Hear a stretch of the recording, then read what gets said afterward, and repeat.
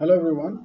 So we are going to solve this question which is asked under You Ask We Answer series, and this question was asked by Amkan02.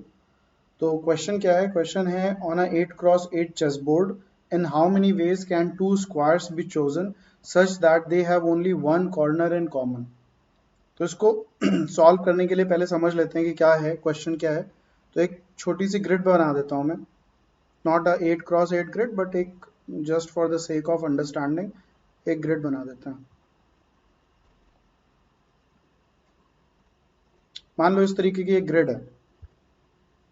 अब अगर हम इस square की बात करें तो ऐसा स्क्वायर हमें देखना है जो इस स्क्वायर के साथ सिर्फ एक कॉर्नर शेयर कर रहा हो. तो कौन सा वो स्क्वायर होगा? वो स्क्वायर ये होगा. See these two have only this corner common, कोई और कॉर्नर कॉमन नहीं है. अगर हम इस पिंक स्क्वायर की बात करें तो ये भी कॉर्नर कॉमन है और ये भी कॉर्नर कॉमन है. उसी तरीके से अगर हम लेट्स से इस ग्रीन स्क्वायर की बात करें तो यहाँ पे ये कॉर्नर कॉमन है और ये कॉर्नर कॉमन है. तो इस ब्लू वाले स्क्वायर के लिए जो कॉमन स्क्वायर है वो सिर्फ और सिर्फ दूसरा ये ब्लू वाला स्क्वायर है. इसी स्क्वायर के साथ वो अपना एक ही कॉर्नर शेयर कर रहा है. अब इस पूरे ग्रिड में तीन तरीके के स्क्वायर्स हमें मिलेंगे. पहले वो स्क्वायर्स जो हमें कॉर्नर में मिलेंगे. अब कितने कॉर्नर स्क्वायर्स होंगे? So let's write them. Corner squares होंगे हमारे पास 4. चारों कॉर्नर पे एक एक स्क्वायर होगा. उसके बाद कौन से स्क्वायर्स होंगे? ये एज वाले स्क्वायर्स होंगे. इन एज वाले स्क्वायर्स को अब देखते हैं जरा ध्यान से. कॉर्नर वाले 4 हो गए. इसको थोड़ा सा क्लीन कर लेते हैं. So we have this thing. अब अगर एज वाले स्क्वायर्स को देखो तो किसी एक स्क्वायर्स को पिक करते हैं. एक स्क्वायर को, ये वाले स्क्वायर को पिक किया हमने मान लो. अब इसके साथ कॉमन कौन कौन सा है स्क्वायर जिसका सिर्फ एक ही कॉर्नर शेयर कर रहा है? तो एक तो ये स्क्वायर हो गया and this is the only corner which they have in common. दूसरा ये वाला स्क्वायर हो गया, इसके साथ भी सिर्फ एक ही कॉर्नर है जो कॉमन है. इसके अलावा कोई भी स्क्वायर देखो, अगर तुम ये पिंक वाला स्क्वायर देखो तो दो कॉर्नर्स कॉमन है. अगर ये वाला स्क्वायर देखो तो भी दो कॉर्नर कॉमन है. और ये पिंक वाला देखो तो भी दो कॉर्नर कॉमन है. तो जो ये एज वाले स्क्वायर्स होंगे, एज का मतलब क्या हुआ? जो आउटर ये लेयर है, इस आउटर लेयर में कॉर्नर को अगर छोड़ दो तो जितने भी स्क्वायर्स हैं वो एज पे हैं, एज वाले स्क्वायर्स हैं. उन सारे स्क्वायर्स के साथ ये कॉमन है कि उनके वो स्क्वायर्स जिनके साथ उनका एक ही कॉर्नर कॉमन है वो सिर्फ और सिर्फ दो होंगे. कोई भी स्क्वायर को उठा लो. लेट्स से हमने इस स्क्वायर को पिक किया. तो अब यहाँ पे एक ये कॉर्नर कॉमन दिख रहा है, एक ये कॉर्नर कॉमन दिख रहा है.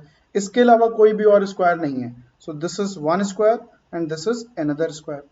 तो अब अगर हम नोट कर लें कि हमारे पास एज वाले कितने हैं, एज वाले स्क्वायर्स कितने होंगे, तो एक पूरी रो में 8 स्क्वायर होंगे. There are 8 squares. उसमें से दो ये कॉर्नर वाले हमने हटा दिए तो कितने बचे? 6. और कितनी ये साइड्स हैं हमारे पास? 4 साइड्स होंगी. तो इसका मतलब हमारे पास एज वाले स्क्वायर कितने हैं? 6 इंटू 4 दैट इज 24. और इनके कॉमन स्क्वायर्स कितने हैं? 2. और कॉर्नर वाले के कॉमन स्क्वायर्स कितने हैं जिसका एक ही कॉर्नर कॉमन है? 1. अब कौन बचता है? अब हमारे पास बचते हैं ये बॉडी वाले स्क्वायर. बॉडी वाले स्क्वायर का मतलब जो ये बीच में है. ये स्क्वायर्स कितने होंगे पहले तो ये नोट कर लेते हैं. तो ये स्क्वायर्स कितने होंगे?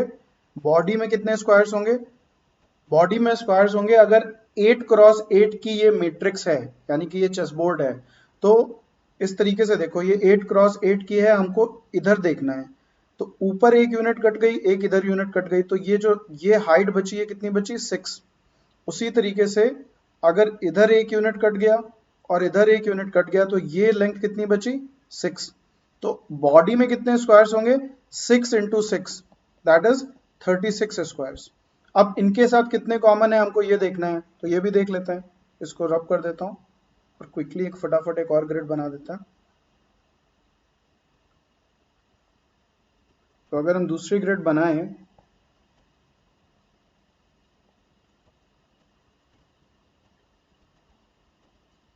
ओके.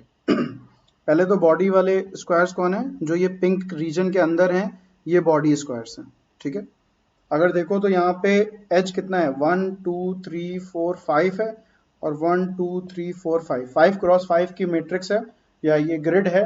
तो बॉडी स्क्वायर्स कितने होंगे, 5 - 2 इंटू 5 - 2, यानी कि 3 इंटू 3 9 स्क्वायर्स होंगे। You can see 1 2 3 4 5 6 7 8 9।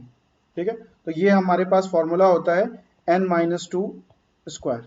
अगर हमें इस तरीके से करना है, ये सारी चीजें मेंसुरेशन में आराम से और देखने को मिलेंगी, बट अभी यहाँ पे फोकस करते हैं। तो एक स्क्वायर को उठाते हैं, लेट्स से एकदम मिडल वाले को उठा लेते हैं।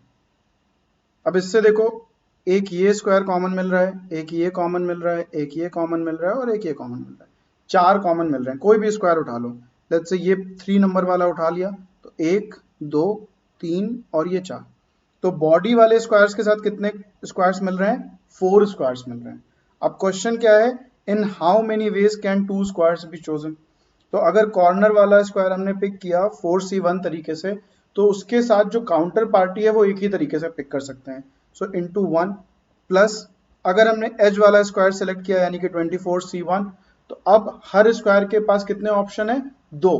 तो 2 में से कोई एक सेलेक्ट करना है, यानी कि 2C1। फिर अगर हमने बॉडी वाला स्क्वायर सेलेक्ट किया यानी कि 36C1, अब इस स्क्वायर के साथ कितने ऑप्शन है, 4। तो ये हो गया 4C1। तो फाइनली हो गया हमारे पास 4 प्लस 24 इंटू 2 प्लस 36 इंटू 4। अब एक चीज जो एकदम ध्यान देने वाली है वो ये है कि किसी भी दो स्क्वायर्स को अगर हम ले रहे हैं, जैसे मान लो हमने 1 और 5 को काउंट किया, तो एक बार काउंट हुआ होगा जब हमने 5 को लिया होगा, और एक बार काउंट हुआ होगा जब हमने 1 को लिया होगा। तो हर पेयर जो है वो 2 बार काउंट हो रहा है।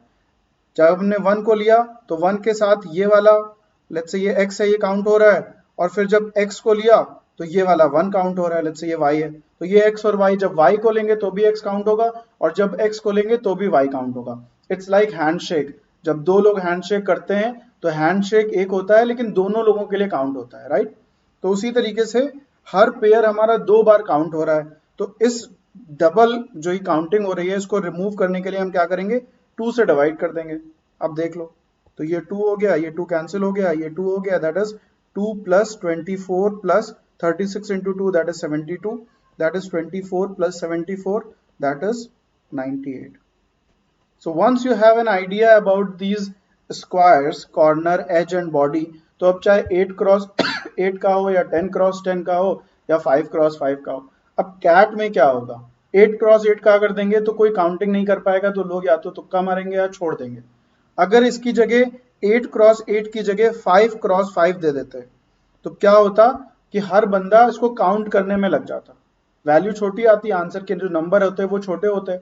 जो लोग मेथड से करेंगे वो 1 मिनट के अंदर कर लेंगे इसको, जो लोग इसको काउंट करने में लगेंगे तो गलती भी कर सकते हैं, प्लस क्या हो सकता है कि 2 मिनट 3 मिनट भी लग सकता है। So it's always advisable to go for methods. This question was asked under the series you ask we answer.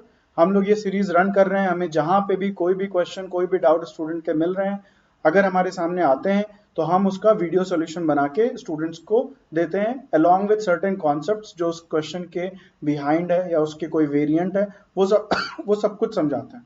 So if you like it, अगर आपको ये सीरीज अच्छी लग रही है, अगर आपको हमारे एफर्ट्स अच्छे लग रहे हैं, so please like share and subscribe, और अपने सारे दोस्तों के साथ शेयर करिए।